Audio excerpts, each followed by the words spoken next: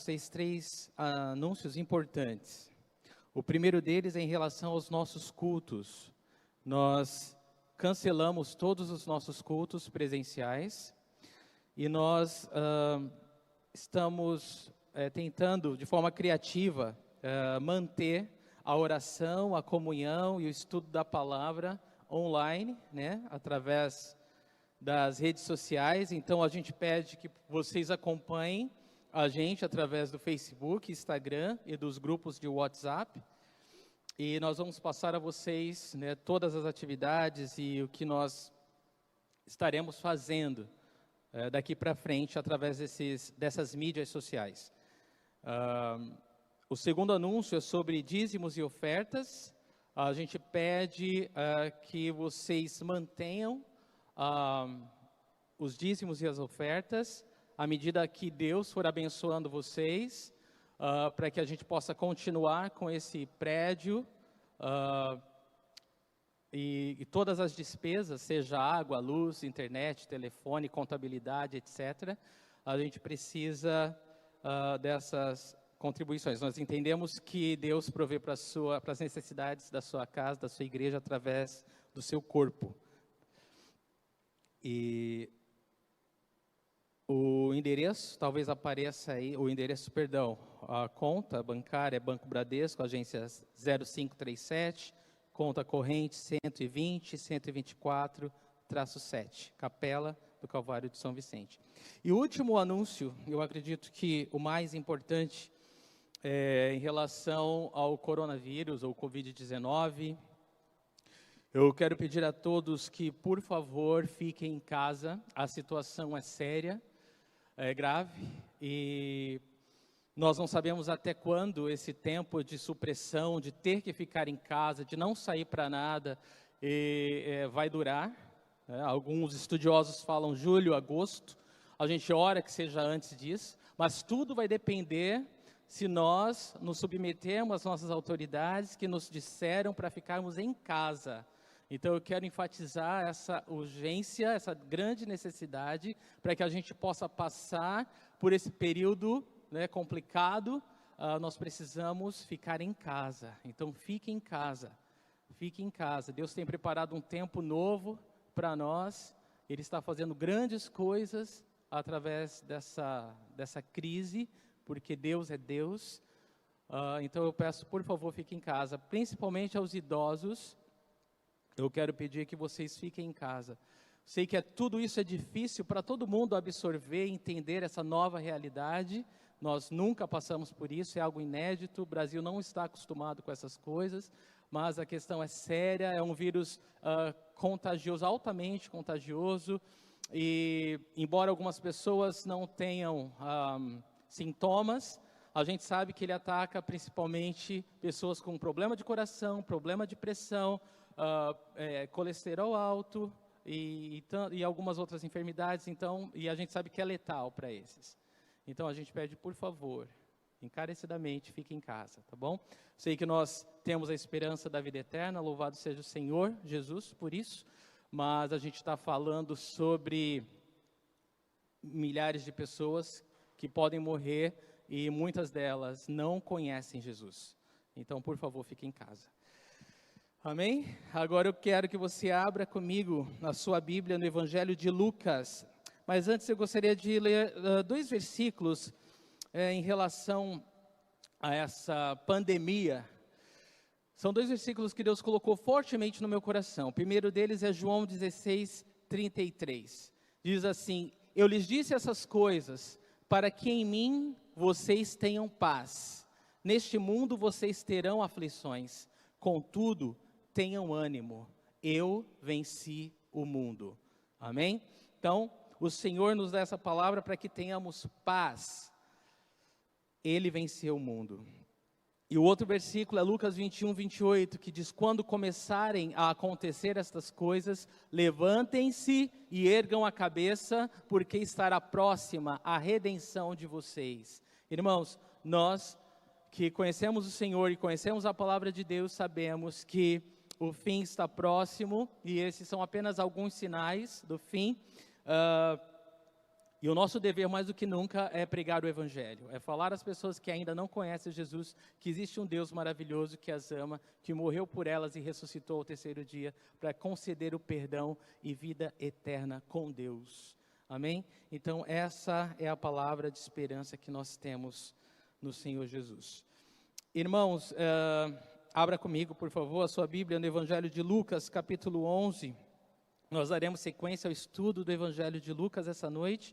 Eu me perguntei se nós deveríamos voltar a estudar Lucas ou não, quando uma irmã da igreja entrou em contato comigo essa semana, falando de uma vizinha que estava possuída por um demônio, havia uma possessão demoníaca, e Deus, Ele confirmou no meu coração, é essa a palavra do Senhor para nós essa noite, e eu fiquei feliz porque essa palavra é uma palavra que exalta o poder de Jesus Cristo sobre todo o mal, sobre toda a força das trevas, sobre o império de Satanás.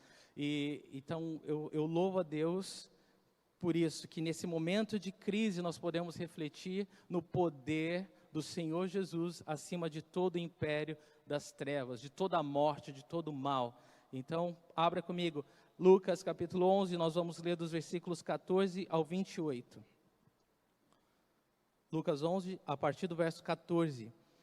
Jesus estava expulsando um demônio que era mudo. Quando o demônio saiu, o mudo falou, e a multidão ficou admirada. Mas alguns deles disseram, é por Belzebu, o príncipe dos demônios, que ele expulsa demônios. Outros o punham à prova, pedindo-lhe um sinal do céu. Jesus, conhecendo os seus pensamentos, disse-lhes, todo reino dividido contra si mesmo será arruinado, e uma casa dividida contra si mesma cairá. Se Satanás está dividido contra si mesmo, como seu reino pode subsistir? Digo isso porque vocês estão dizendo que expulso demônios por Belzebu. Se eu expulso demônios por Belzebu, por quem os expulsam os filhos de vocês? Por isso, eles mesmos estarão como juízes sobre vocês. Mas se é pelo dedo de Deus que eu expulso demônios, então chegou a vocês o reino de Deus. Quando um homem forte, bem armado, guarda sua casa, seus bens estão seguros. Mas quando alguém mais forte o ataca e o vence, tira-lhe a armadura em que confiava e divide os despojos. Aquele que não está comigo é contra mim, e aquele que comigo não ajunta espalha. Quando o espírito imundo sai de um homem, passa por lugares áridos procurando descanso, e não encontrando diz, voltarei para a casa de onde saí. Quando chega, encontra a casa varrida e em ordem. Então vai e traz outros 7 espíritos piores do que ele, e entrando, passam a viver ali. E o estado final daquele homem torna-se pior do que o primeiro. Enquanto Jesus dizia estas coisas, uma mulher da multidão exclamou, feliz é a mulher que te deu à luz e te amamentou. Ele respondeu, antes, felizes são aqueles que ouvem a palavra de Deus e lhe obedecem. Vamos orar novamente. Pai, obrigado pela Tua palavra. Eu oro que o Senhor fale aos nossos corações, Senhor, de forma tremenda, e que o Senhor traga cativo nesse momento todo pensamento, Senhor, a obediência de Cristo. Senhor, captura as nossas emoções, os nossos pensamentos, Senhor, o nosso coração, e trabalha essa noite com poder, Senhor. Que a Tua palavra venha como o martelo que esmiuça a penha, Senhor, quebrando a dureza do nosso coração e transformando o nosso coração, Deus, num coração fácil de se moldar, Senhor, nas Tuas mãos. Tu és o oleiro, nós somos os barros, Senhor.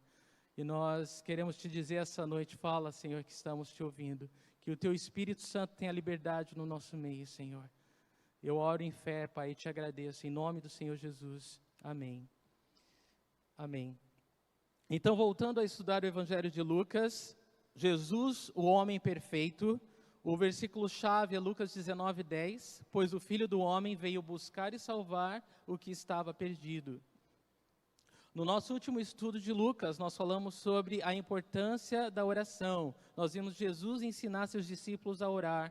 Eu encorajo a todos que perderam esse estudo a ouvirem novamente, porque no momento como esse que nós estamos passando, a oração ela é fundamental, ela é essencial, eu digo vital. Então nós precisamos orar, e não há outro modo de aprender a orar senão orando. Mas na passagem dessa noite, nós vemos Jesus tendo a sua autoridade sendo questionada. E ele usa a oportunidade para mostrar o seu imenso poder sobre o império do mal, o império das trevas. E ele nos confronta a tomarmos uma decisão, a todos nós, a tomarmos um lado. Por essa razão, o tema da mensagem dessa noite é: de que lado você está? De que lado você está? É interessante observar que essa é a terceira vez que Jesus ele liberta um homem possuído por um demônio. E ao invés dos líderes religiosos reconhecerem que Deus enviou um Redentor, um Salvador, eles começaram ainda mais a perseguir Jesus e a buscar oportunidade para matá-lo. E eles tentam de toda forma desacreditar o trabalho e a obra de Jesus Cristo. E isso é lamentável. É lamentável quando as pessoas elas recusam a verdade, porque o que sobra é somente a mentira. Se elas rejeitam a salvação de Deus, o braço estendido de Deus, não sobra nada mais para elas, a não ser seus próprios pecados. O versículo 14 diz assim: Jesus estava expulsando um demônio que era mudo. Quando o demônio saiu, o mudo falou e a multidão ficou admirada. Veja que interessante, essa admiração da multidão por Jesus expulsar um demônio que estava fazendo um homem ficar mudo, não falar. A multidão já tinha visto Jesus operar vários milagres, e porque ela ficou tão admirada com esse milagre, pelo fato de Jesus expulsar esse demônio. E a razão por essa admiração, além do normal, é a seguinte: os judeus, eles tinham seus próprios exorcistas. Muitos judeus, eles se dedicavam a esse trabalho de expulsar demônios das pessoas. Só que, para que eles expulsassem os demônios das pessoas, eles acreditavam que era importante o demônio falar o nome dele primeiro. E só depois que o demônio falasse seu nome, era tipo uma entrevista com o diabo.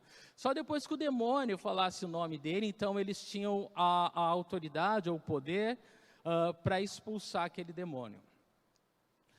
E esse caso era um caso muito inédito, muito particular, porque o demônio, nesse caso, fazia com que o homem não falasse. Era mudo. E Jesus, ele expulsou aquele demônio sem perguntar o nome dele, sem nada. E isso causou uma grande admiração na multidão.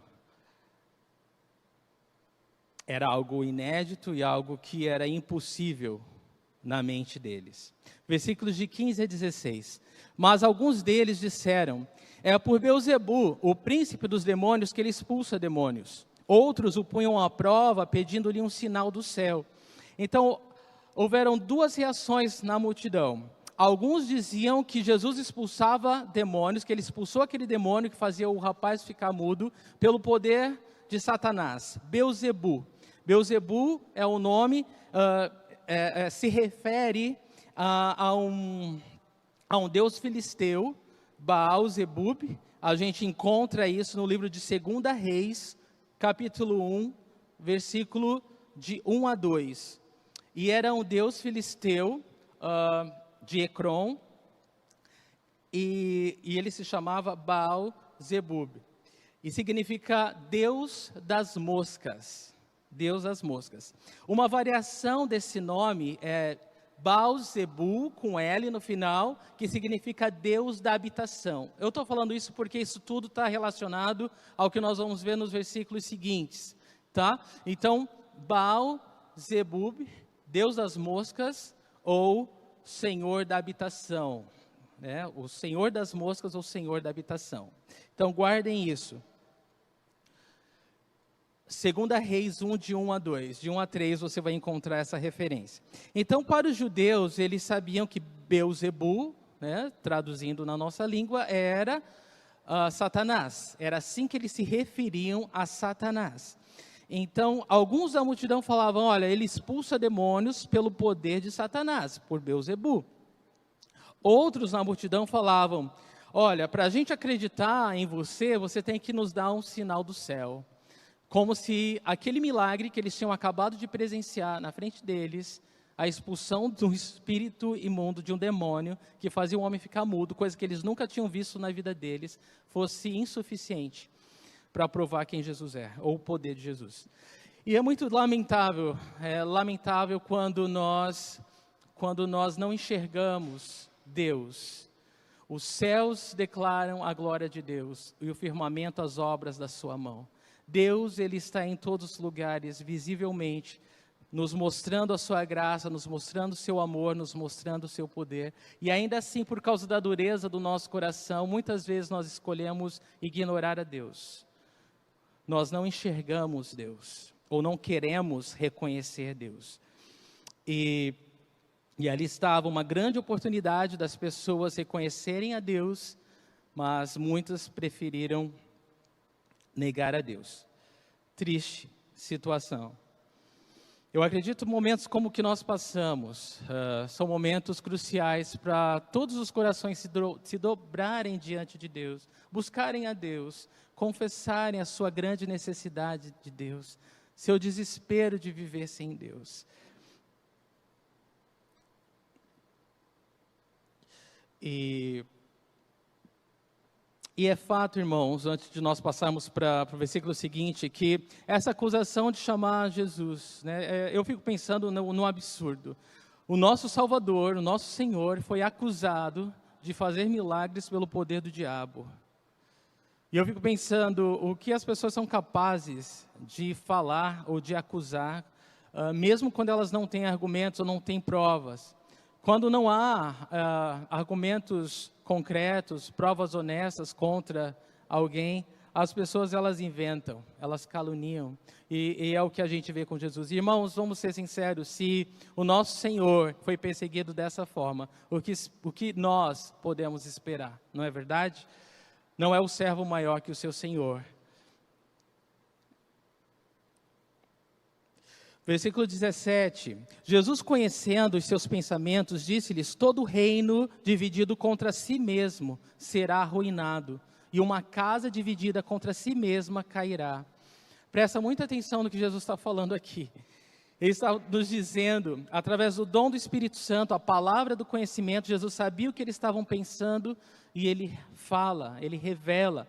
Ele diz essa palavra com base nesse conhecimento. A palavra do conhecimento é um dom do Espírito Santo, quando o Espírito usa alguém para falar algo que revela o que a pessoa está pensando, o que ela está fazendo, mesmo que ninguém lhe tenha contado antes. E aqui Jesus ele fala, movido pelo Espírito Santo de Deus. Talvez Deus esteja usando essa oportunidade para falar conosco, para falar com alguém através da palavra do conhecimento. E Jesus ele diz o seguinte, todo reino dividido contra si mesmo será arruinado. Todo reino ou todo país dividido contra si mesmo será arruinado. Se não houver unidade, se não houver consenso, se não houver esforço mútuo na mesma direção, nada feito. Destruição é o que lhe aguarda. E a mesma coisa ele fala em relação a uma casa, se referindo a uma família. Uma família dividida contra si mesma cairá, não subsistirá, será destruída fatalmente. Há muitas famílias desunidas hoje. Há muitas famílias que talvez agora, nesse momento de reclusão forçada, está tendo a oportunidade de orar junto, de buscar a Deus junto, de clamar a Deus, de ouvir o outro. Não perca essa oportunidade, porque uma casa, uma família dividida contra si mesmo, não poderá subsistir, será destruída. Não é à toa, irmãos, que Satanás ele tenta destruir a igreja do Senhor através de divisão, através de fofoca, de calúnias, de difamação, de mentiras, colocando um contra o outro. Isso só acontece quando há espaço no coração do homem para inveja e ambição egoísta. São essas as razões porque devoramos uns aos outros, porque falamos mal uns dos outros. E isso é demoníaco, isso é destruidor. Então Jesus está falando, olha, todo reino dividido contra si mesmo será arruinado e uma casa dividida contra si mesma cairá.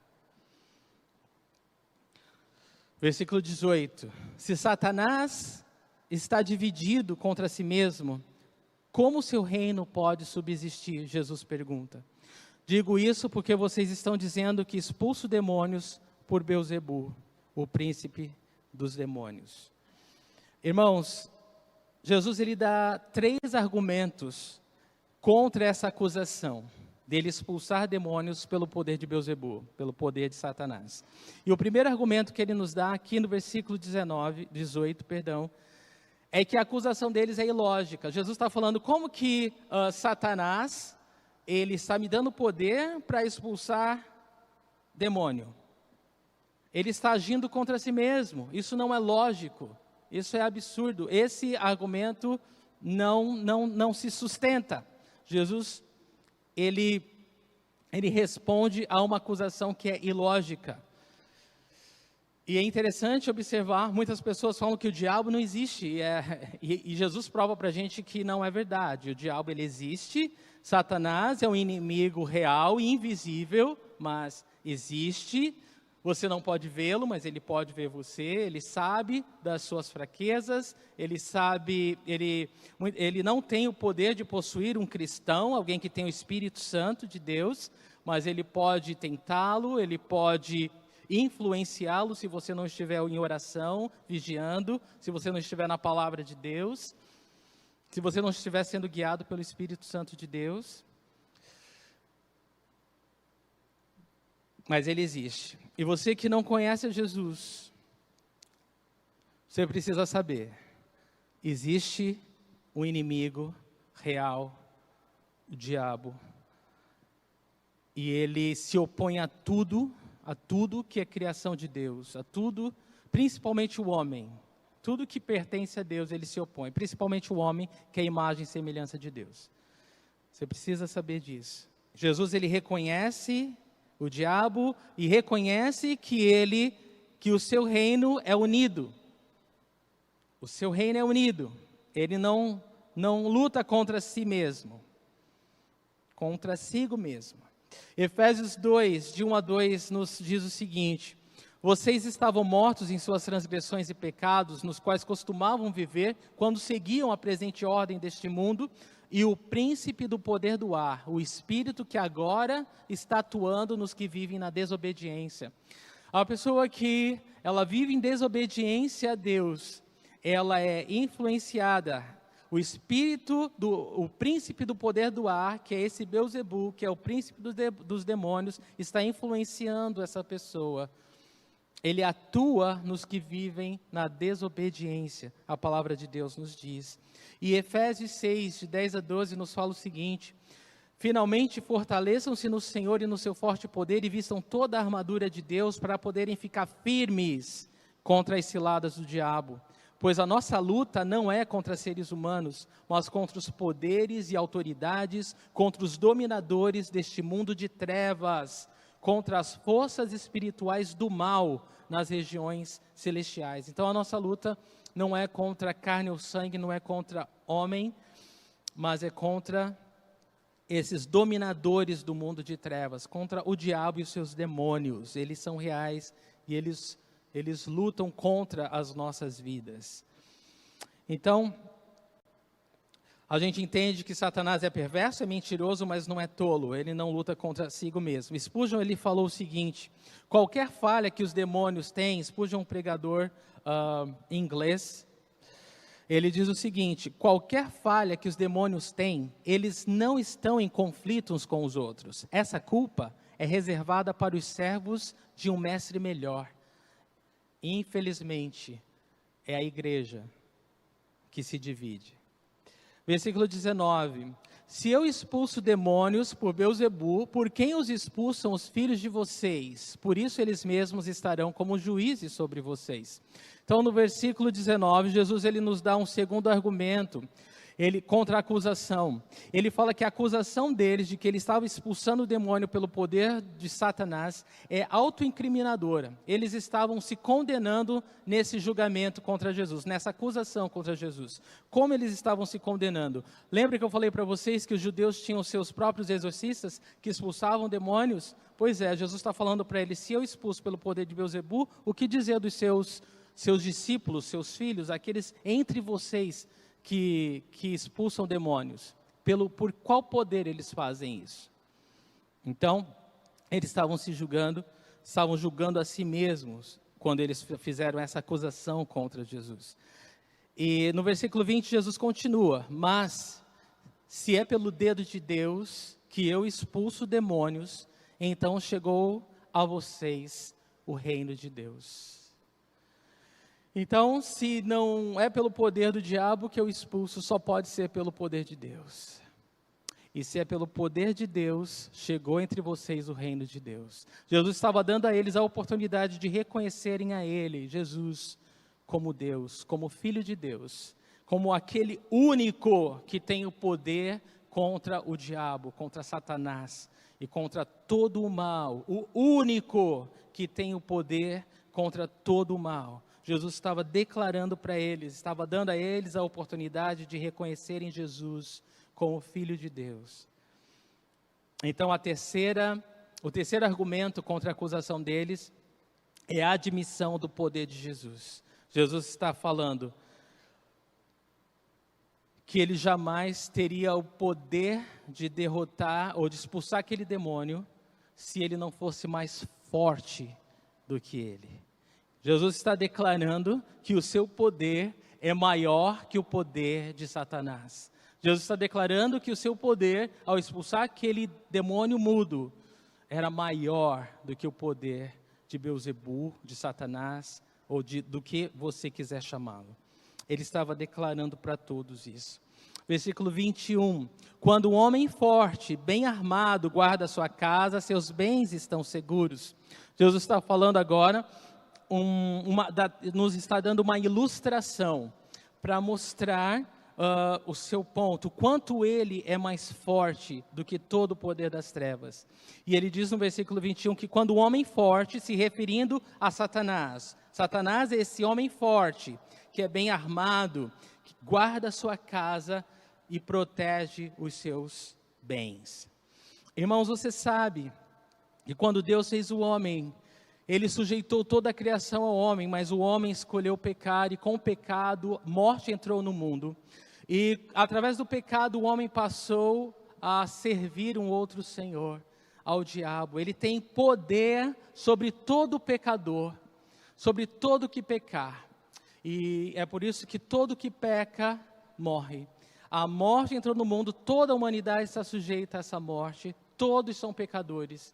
Estão separados da glória de Deus, mas Deus amou o mundo de tal maneira que Ele deu seu Filho unigênito, para que todo que nele crê não pereça, mas tenha vida eterna. No momento de crise como esse, eu lembro da serpente de bronze sendo erguida no deserto, e todos aqueles que estavam morrendo com aquela praga, poderiam olhar para aquela serpente ser curado, ser salvo. Eu acredito que nós temos que pregar Jesus de todo o coração, amar as pessoas de uma forma como nós nunca fizemos antes, e dar a elas a oportunidade de decidirem de que lado elas querem estar, de que lado elas querem passar a eternidade. Se elas querem passar a eternidade do lado de Deus, que nos amou de tal forma de entregar o próprio Filho, que amor é esse, um pai entregar seu filho? Ou se elas querem rejeitar esse Deus, ignorar esse Deus, e passar a eternidade longe dele. Então, viver uma vida longe de Deus é miserável, mas a eternidade longe de Deus é algo que não há palavras para descrever. Então, Jesus ele está falando que Satanás é esse homem forte. E quando o pecado entrou no mundo e a morte, o homem ficou sujeito a Satanás. você vê o mal no mundo hoje, você tem uma impressão pequena, mas real, nítida, de quanto o demônio, o diabo, ele se acha dono desse mundo. Como ele suprime as vidas, como ele oprime, como ele tenta denigrir a imagem do homem, como ele tenta destruir o homem, seja por que meio for. Nós vemos o ódio que Satanás tem do ser humano. E é por isso que nós precisamos dar essa mensagem de esperança e vida a todos, para que possam, através da fé, crendo nessa mensagem, passarem do inferno para o céu. Porque veja o que Jesus vai falar nos versículos seguintes, uma declaração que precisa ser anunciada, que precisa ser declarada. Versículo 22, mas quando alguém mais forte o ataca e o vence, tira-lhe a armadura em que confiava e divide os despojos. Jesus está falando, olha, Satanás é esse homem forte, que anda por aí achando que é o dono do mundo, mas tem boas notícias para vocês. Alguém mais forte do que ele o ataca, o vence e lhe tira a armadura que confiava e divide os despojos. Jesus está falando de si mesmo. Jesus está falando que ele é mais forte que Satanás e ele veio a esse mundo para pagar na cruz pelos nossos pecados, porque os nossos pecados é a única arma que Satanás tem contra nós. E quando Jesus foi para a cruz, ele pendurou ali toda escrita de dívida que nos era contrária, toda acusação que o diabo pode fazer contra as nossas vidas. E Jesus prova que ele pagou com o seu sangue naquela cruz pelos nossos pecados, quando ele ressuscita ao terceiro dia. Mas ali naquela cruz, ele crucificou também toda a escrita de dívida que nos era contrária, desarmando o diabo, tirando do diabo todo o poder e todo o direito sobre a nossa vida, sobre a vida daquele que crê em Jesus para a salvação. E Jesus fala que esse homem mais forte, ele, o Senhor, ele ataca, vence, tira a armadura que ele confiava e divide os despojos, e esses despojos são todas as pessoas, todos que estão no cativeiro, presos por Satanás, no domínio de Satanás, esses foram libertos pelo poder de Jesus na cruz. E Satanás, ele não tem mais o direito sobre nenhuma dessas vidas que confia em Jesus Cristo como Senhor e Salvador. Esses são os despojos. Então eu penso em nós, no nosso papel como igreja do Senhor. E eu lembro da declaração de Jesus que as portas do inferno não poderão prevalecer contra a sua igreja. E nós, com toda a armadura e todas as armas espirituais que o Senhor nos deu, avançando em fé, libertando os cativos, alma por alma, vida por vida, cativo por cativo, Jesus está trabalhando hoje. Jesus está libertando vidas hoje, porque Satanás, ele já foi vencido na cruz, ele já está derrotado, e não existe nem sequer um minuto que ele possa usufruir de uma vitória, nem sequer momentânea, porque a sua derrota, ela foi total, e eu quero ler para vocês alguns versículos que provam isso. Colossenses 2, de 14 a 15. E cancelou a escrita de dívida que consistia em ordenanças e que nos era contrária. Ele a removeu, pregando-a na cruz, e tendo despojado os poderes e as autoridades, fez deles um espetáculo público, triunfando sobre eles na cruz. Veja, irmãos, a palavra de Deus é quem nos diz que o Senhor Jesus, ele removeu e pregou na cruz essa escrita de dívida que nos era contrária. E ao fazer isso, ele despojou os poderes e as autoridades. Despojar é quando você está numa guerra, e você vence o teu inimigo, e você toma os bens dele. Você está despojando, está tomando os despojos da guerra. Jesus, ele venceu. Ele venceu. E ele tem o direito agora sobre todos os cativos. Todos os cativos. Você crê nisso, meu irmão? Você crê que Jesus Cristo tem o poder sobre todos os cativos e oprimidos do diabo? Que bom. Você pode declarar essa mensagem de fé e ousadia. as pessoas que estão sofrendo à sua volta, cegas, presas pelo poder das trevas. Jesus, ele fez deles um espetáculo público, porque os humilhou publicamente na cruz e triunfou sobre eles. E em 1 João 3,8 nós lemos que para isso o Filho de Deus se manifestou, para destruir as obras do diabo. Para isso se manifestou o Filho de Deus, para destruir as obras do diabo. Então, a vitória, ela é certa a todo que crê. E qual o final do diabo? A palavra de Deus nos conta, você quer saber? Vou ler só 2 versículos. Apocalipse 20, versículo 2, diz assim: ele prendeu o dragão, a antiga serpente, que é o diabo, Satanás, e o acorrentou por 1000 anos. Isso vai se referindo ao milênio, aqui na terra, Jesus reinando a terra por 1000 anos com a sua igreja. E no versículo 10, fala do destino final do diabo.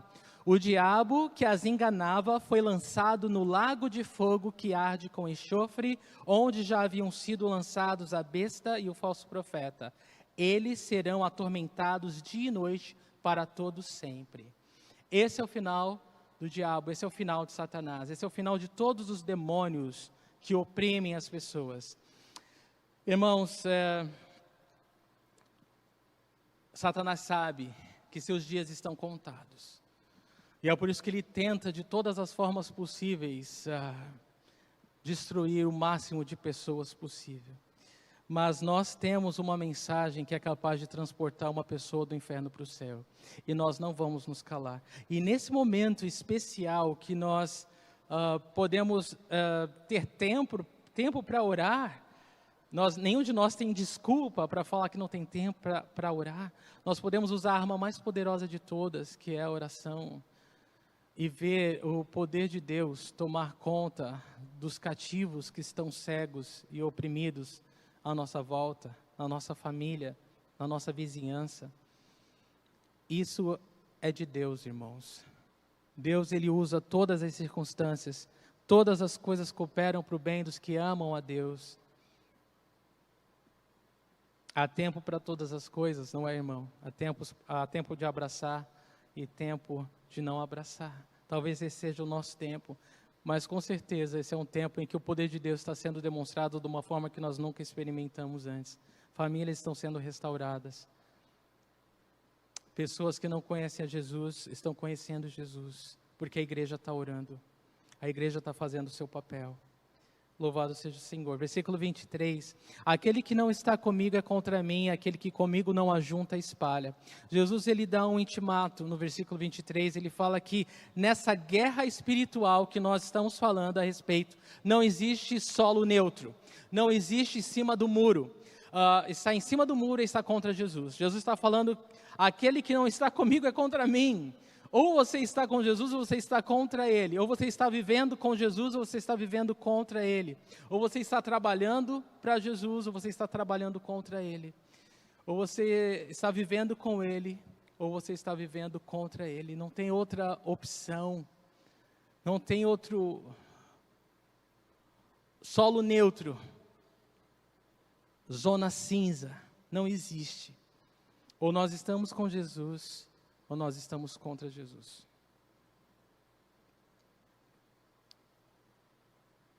Algumas pessoas, elas querem permanecer neutras, mas Jesus está falando que isso é impossível. Isso é impossível. Há duas forças atuando nesse mundo. Satanás, o homem forte, e Jesus Cristo, o que é mais forte, o que é soberano, o que é Deus. E Jesus está falando, se você não está comigo, você está contra mim. É interessante observar que Jesus está falando isso para líderes religiosos judeus, que se achavam unidos com Deus, achavam que eles não estavam necessitando de Jesus, ou de ajuda espiritual nenhuma. E é interessante porque Jesus está falando para eles que toda essa religiosidade não serve de nada. Jesus está deixando claro para nós que Ele não veio para fazer a vida de ninguém melhor. Ele veio para nos dar vida eterna. É para isso que Jesus se manifestou. Ele não veio para nos trazer uma religião, para a gente se sentir melhor, bem. Não. Ele veio nos trazer vida sobre a morte. Ele veio mudar a nossa vida radicalmente. Ele não quer um pedacinho do nosso coração, Ele quer o nosso coração inteiro. Ou a gente se entrega para Jesus, ou a gente se rende, ou a gente está resistindo a Ele. E até quando nós vamos resistir a Ele? A escolha é nossa. Estar indeciso é já estar decidido contra Jesus. Versículos de 24 a 26. Presta atenção nisso. Quando o espírito imundo sai de um homem, passa por lugares áridos, procurando descanso, e não encontrando, diz: voltarei para a casa de onde saí. Quando chega, encontra a casa varrida e em ordem, então sai e traz outros 7 espíritos piores do que ele, e entrando, passam a viver ali. E o estado final daquele homem torna-se pior do que o primeiro. Jesus ele ilustra para nós que não há solo neutro mesmo com essa história. E ele está falando algo real, algo que acontece. Quando o espírito imundo, quando um demônio, ele sai de uma pessoa, ele passa por lugares áridos. Sabe, os demônios, eles anseiam por um corpo, assim como um vândalo por uma lata de spray, assim como um homem violento por uma arma. A maior arma que o demônio pode encontrar contra Deus é possuir um corpo. É possuir uma pessoa e oprimir essa pessoa.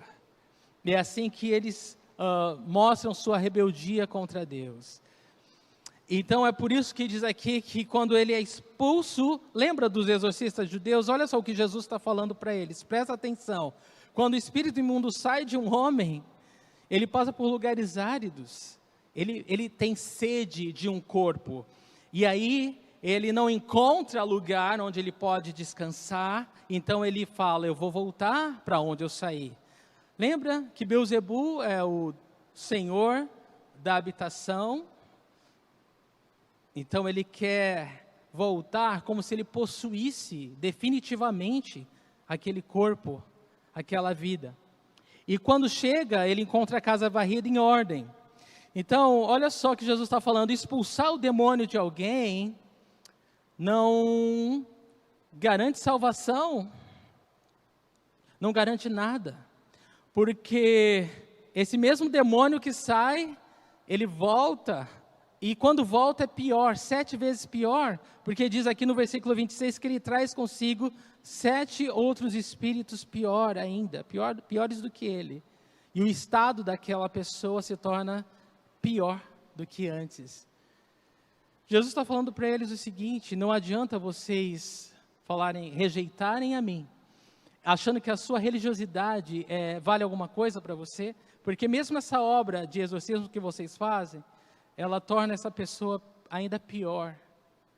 E o ponto de Jesus, ele é claro para todos nós hoje. Irmãos, religiosidade não salva. Só Jesus é capaz de salvar. As pessoas podem tentar expulsar demônios, mas se aquela pessoa, de onde aquele demônio saiu, não convidar Deus para habitar naquele coração, não entregar a sua vida nas mãos de Jesus Cristo, de nada adianta. De nada adianta. É importante, não sei se você já passou por alguma situação de expulsar um demônio. Passei anos lutando contra isso. E não adianta você tentar agir na tua própria força. Você precisa do poder de Jesus Cristo agindo. Porque enquanto aquela pessoa não confessar Jesus como Senhor e Salvador da vida dela, enquanto ela não crê nas Escrituras, enquanto ela não crê que Jesus é quem Ele diz ser, ela continua enganada. Então o nosso trabalho, ele só é completo quando a gente oferece Jesus para a pessoa. E aí fica a critério da pessoa decidir por Jesus ou negar Jesus. E Jesus está deixando isso muito claro para nós aqui. Jesus, ele se refere à nação de Israel que está rejeitando o Messias, achando que a sua religiosidade basta. E a gente sabe que seu estado por rejeitar Jesus é muito pior, se tornou muito pior do que antes. E ele está falando também dessa obra das trevas que atua no mundo. Irmão, Jesus, ele expulsou aquele demônio e ele venceu Satanás na cruz, nos provando que ele é o mais forte e que nós devemos reconhecer a ele como nosso único Senhor e Salvador. Há muitas pessoas que infelizmente ainda querem continuar nessa zona cinza, nesse solo neutro, mas esse é o momento da decisão, esse é o momento de decidir por Jesus e crer no amor de Deus, que Deus mostre o seu amor para nós, sendo que Cristo Jesus morreu por nós naquela cruz, sendo nós ainda pecadores. Nós precisamos reconhecer o amor de Deus, ou vamos continuar mortos em nossos pecados.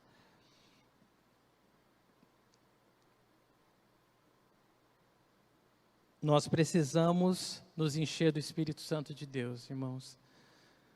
Religiosidade é uma fachada, e a gente sabe que, principalmente nessa era virtual, fachada se tornou uma religião, né?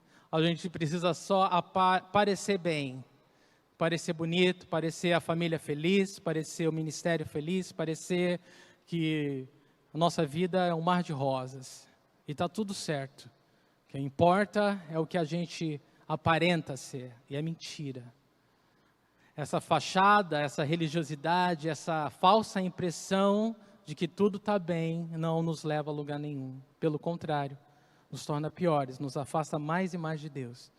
É hora da gente reconhecer a nossa grande necessidade de Deus e sermos sinceros com Ele. E nos encher do poder do Espírito Santo de Deus. Gálatas 5, de 22 a 23, fala que o fruto do Espírito é amor, alegria, paz, paciência, amabilidade, bondade, fidelidade, mansidão e domínio próprio. Contra essas coisas não há lei. Esse é o fruto do Espírito, é aquilo que o Espírito Santo de Deus ele produz em nós, que cremos em Jesus como Senhor e Salvador. Você não precisa se preocupar em produzir esse fruto, mas o Espírito Santo que habita em você, ele vai produzir esse fruto. Em momentos como esse que nós estamos passando, como nós precisamos do poder do Espírito Santo atuando na nossa vida, nos dando a paz, a alegria, a mansidão, o domínio próprio, tudo que nós precisamos nesses momentos. E só o Senhor pode fazer isso por nós. Versículo 27, enquanto Jesus dizia essas coisas, uma mulher da multidão exclamou: feliz é a mulher que te deu a luz e te amamentou. Essa mulher, de forma espontânea, vendo a sabedoria, a graça de Jesus ali, através das suas palavras, ela grita, ela fala: olha, como a mulher que te deu a luz é feliz, porque você é tão maravilhoso, Jesus, que a tua mãe deve ser muito abençoada. Reconhecendo quão feliz a mãe de Jesus era por ter dado a luz a ele, né? Alguém tão maravilhoso, tão de Deus assim. Mas a resposta de Jesus, ela nos impressiona e nos faz refletir sobre tudo isso. Versículo 28, ele respondeu: antes, felizes são aqueles que ouvem a palavra de Deus e lhe obedecem. Jesus está falando: olha, mais feliz do que a mulher que me deu a luz e que me amamentou, são aqueles que ouvem as minhas palavras e praticam essa palavra. Esses são mais felizes, esses são mais abençoados. Isso não denigre Maria, não rebaixa Maria de modo algum, mas honra, abençoa aqueles que ouvem a palavra de Deus e praticam. Aqueles que ouvem a palavra de Deus com fé no coração, com desejo de praticar essa palavra, que pedem a ajuda do Espírito Santo para viver essa palavra, que dependem do poder do Espírito Santo para viver dia a dia. Esses são mais felizes. Na verdade, esses são os felizes. E nesse contexto, irmãos, de ouvir a palavra de Deus, a gente precisa decidir hoje de que lado nós estamos. Nós estamos do lado dos que ouvem a palavra de Deus e a ignoram. Estamos brincando de uma religiosidade, de uma fachada. Ou nós estamos do lado daqueles que ouvem a palavra de Deus e a pratica, que crê nessa palavra, que vive por essa palavra. De que lado você está, meu irmão? Religiosidade diferente de regeneração. Regeneração é nascer de novo, como filho de Deus, cheio do Espírito Santo de Deus. Se isso não aconteceu na sua vida, precisa acontecer. De outra forma, nós somos como esses judeus religiosos, achando que estamos com tudo, não estando com nada. E estar do lado de Jesus requer muito mais do que falar a coisa certa, como aquela mulher empolgada na multidão. Nem toda empolgação, nem toda palavra bonita vem de Deus, né? É preciso fé, é preciso crer de verdade aquilo que pregamos, aquilo que nós estamos lendo. E Jesus, ele nos chama a uma tomada de decisão, porque, irmãos, eu vou te falar bem sério, não adianta você ficar ouvindo louvores, você seguir líderes espirituais nas redes sociais, no rádio, na televisão. Jesus está falando, você precisa ler a palavra de Deus por você mesmo. Você precisa ler a palavra de Deus e crer nessa palavra. Você precisa crer que Deus quer falar com você, pessoalmente. É legal nos alimentar com o que Deus está falando para outros. É muito legal. Isso encoraja um ao outro, isso abençoa muito. Mas Jesus está falando que não basta. Nós podemos ser religiosos dessa forma. Nós podemos viver nos enganando a vida inteira dessa forma. Nós precisamos ter o nosso relacionamento com Jesus Cristo. Nós precisamos meditar na palavra de Deus, ouvir a voz de Deus, ser guiado pelo Espírito Santo de Deus, enquanto nós meditamos na palavra de Deus. Ouvir um estudo, é muito legal, é abençoador, continue fazendo isso, mas isso não dispensa, isso não substitui o tempo que Jesus quer ter pessoalmente com você, meu irmão. E é esse o ponto de Jesus aqui.